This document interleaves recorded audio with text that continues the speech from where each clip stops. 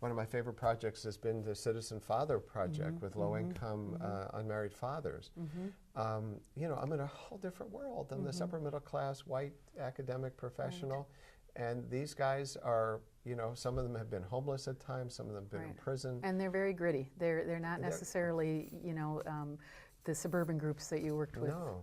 No. And so when we first started out in this, so, you know, you talked about the Overscheduled Kids project that, you know, you and I worked on. What fellow professionals who were admiring but skeptical and maybe a little threatened would say, well, that's upper middle class people. They have the luxury of, you know, civic engagement. Okay. Interesting.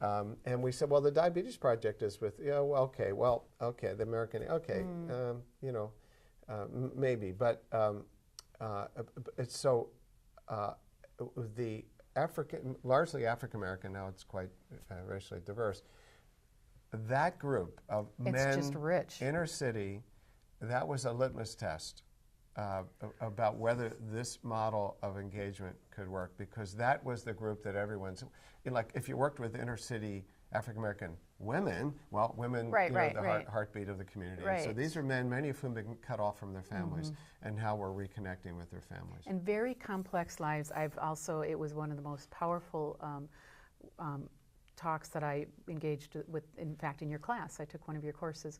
And I would say that they were impassioned, and you could see how healing was critical to them, and that they were engaged in their own healing. It wasn't that they were sort of, even different from the Native Americans, where we have a problem and we need to solve it. Theirs was far more complex, and it was almost at far more of a healing level.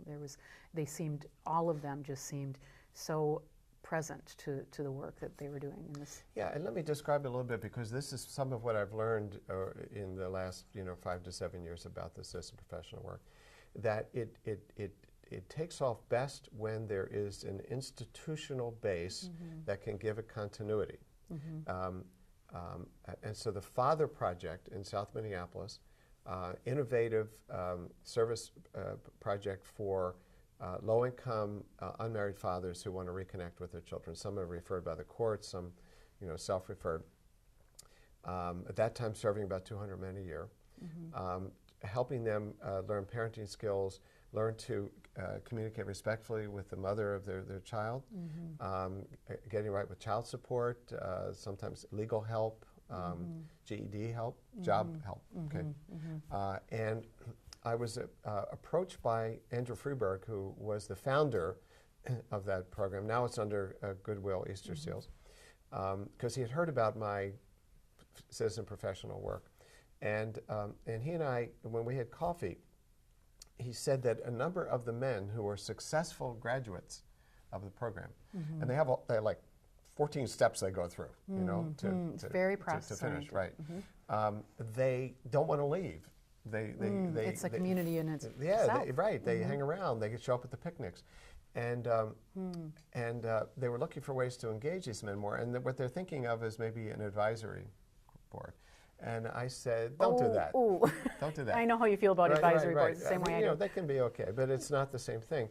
And what I talked about was how in human services as well as healthcare, we have no way for people to contribute to the mission of the program when they have gotten themselves on their own feet. There's no 12 step in AA. Right, no which is volunteering and being involved ongoing for the rest of your life. Sponsoring. Right. So what happens in human services is if somebody gets better, so if these men were doing better, we kick them out the door, say go live your life as a private citizen, because there are more people coming in the door we have to serve. And so what we ended up doing was creating a leadership project for men who were successful, called the Citizen Father Project. And so the staff nominated them, we had orientation meetings, and then pulled together a group, and we created democratically, we created the Citizen Father Project. Talk about the democratic process. I think this is what gets missed sometimes, and it relates to some of the community organizing processes, but again, it's very different than citizen only. It's a mix of professional and citizens. So how does that work? You've got professionals and hopefully a group of citizens, but you're doing a democratic process. Right. So in the room were two professionals from the Father Project who were leading the process. I was there as a sort of a coach for the process. and 8 or 9 men who had been identified as leaders. They had successfully re-engaged with the kids and so on, got right with child support, and other men listened to them in the groups, okay? And we started a process that began with what are the main challenges facing fathers in having healthy, active relationships with their children. And we generated those and we debated them. You started with a question. Yeah, what are the challenges men face? Not a problem, you started with a question. That's right. They had to answer that. Actually, not just they, because the 3 professionals in the room also answered. Had something, okay? right. Everybody has something to offer. Right. Okay.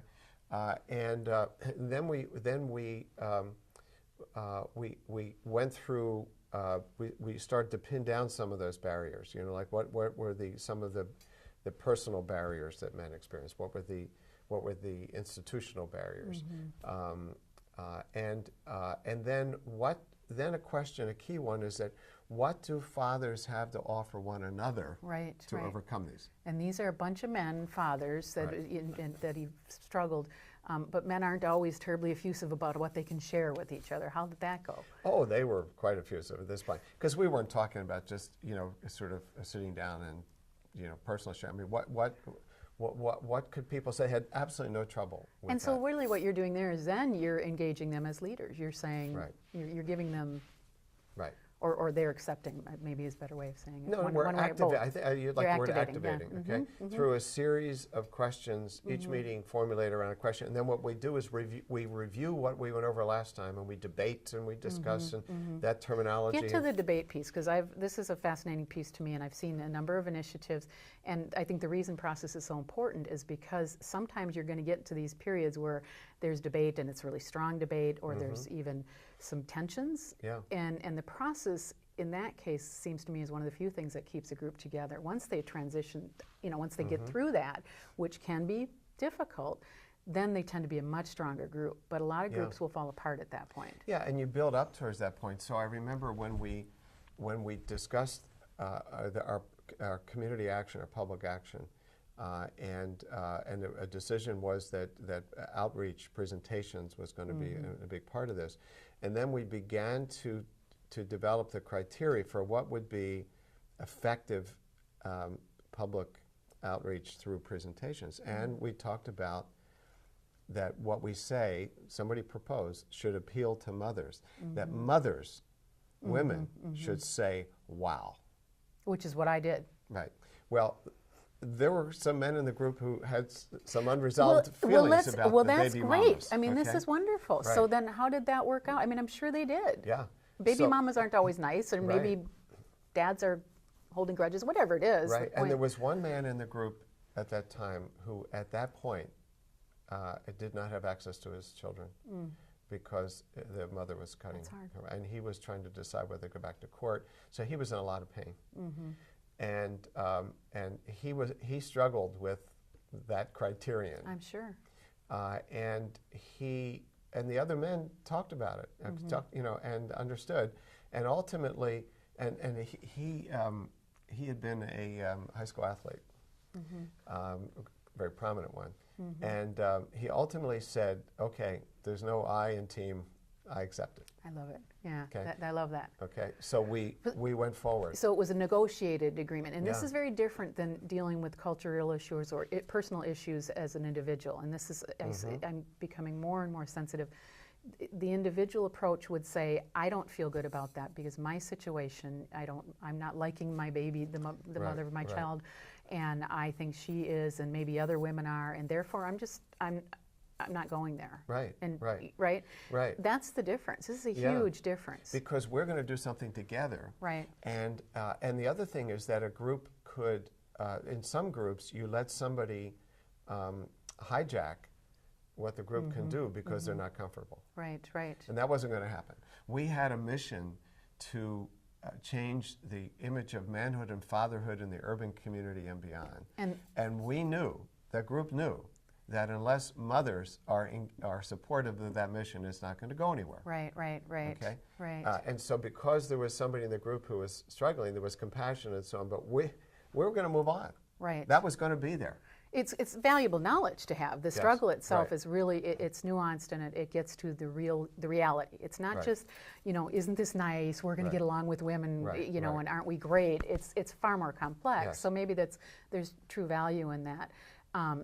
What did the men then, as they went through this process, did the guy that had the struggle with his children's mother, or did others begin to see themselves in different ways? Oh, he's a transformed guy.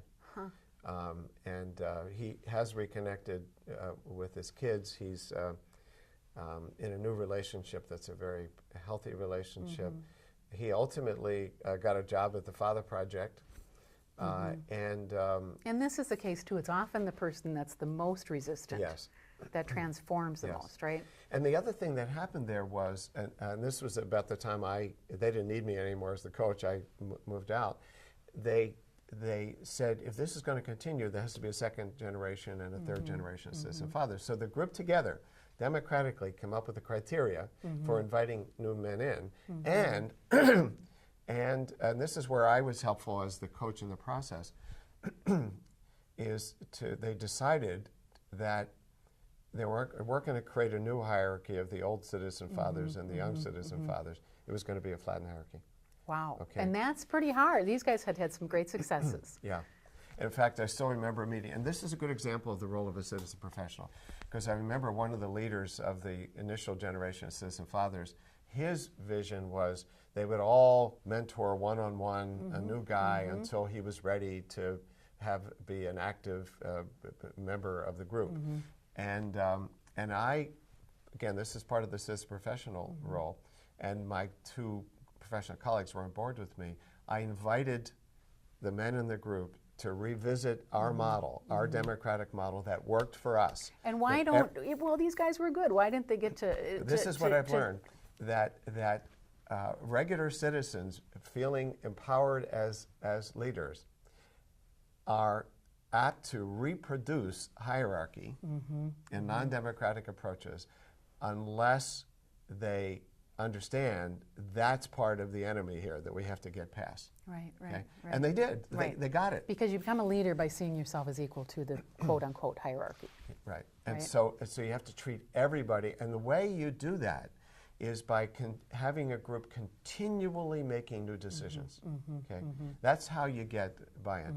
Not a group who implements decisions that were made before. So then the next step was, with some federal grant money for the their Healthy Fatherhood projects, they're now replicating the Citizen Father Project in Park Rapids and other places in the state. And the challenge there, and I'm coaching them in that process, is how to use what's been learned by this other group. So you're not starting from scratch, but you're still actively creating something. So that's some of the challenge there they're facing. And how do you do that? So Park Rapids is a rural area. We're close to a rural area, isn't it? Yep. So Park Rapids would be in a rural area, and the original Fatherhood Project is in the cities, in the urban area. So how do you, you'd imagine that there's some differences, and yet there is some lessons that can be carried over. How do you do that without Well, it they're being starting with the hierarchical? challenge question again.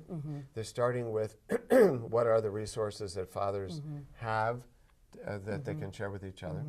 And then that's where they are now, kind of coaching the process. And then at some point, they'll look at, this is what they're doing in the cities.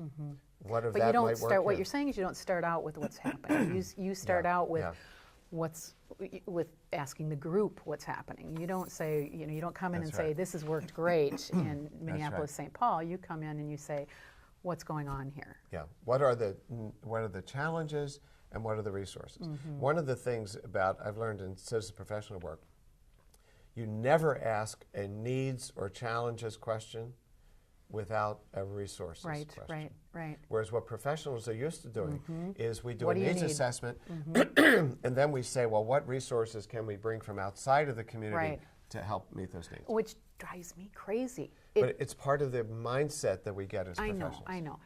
But what drives me crazy is I think as professionals, perhaps they forget that all the resources that they have were created in some community somewhere. Right. And so every community has got a lot of resources. Right. And I think it it frustrates me. It's really one of the main reasons why I started WetheP, because we have far more. We have all the resources in the world. We just don't know where they are because they are sometimes locked in ivory towers, so to speak, or in government or whatever the case is. And again, I'm very bullish on marrying the institutional assets, because they're resources as well, but they're resources equal to the resources in a community. Right. The faith groups, perhaps, or the community, some of the community groups, Rotaries, some of the art groups, you know, there's all kinds, retailers, coffee shops, you know, so forth, as well as, you know, citizens themselves, mothers, in the case, fathers. Right, So, right.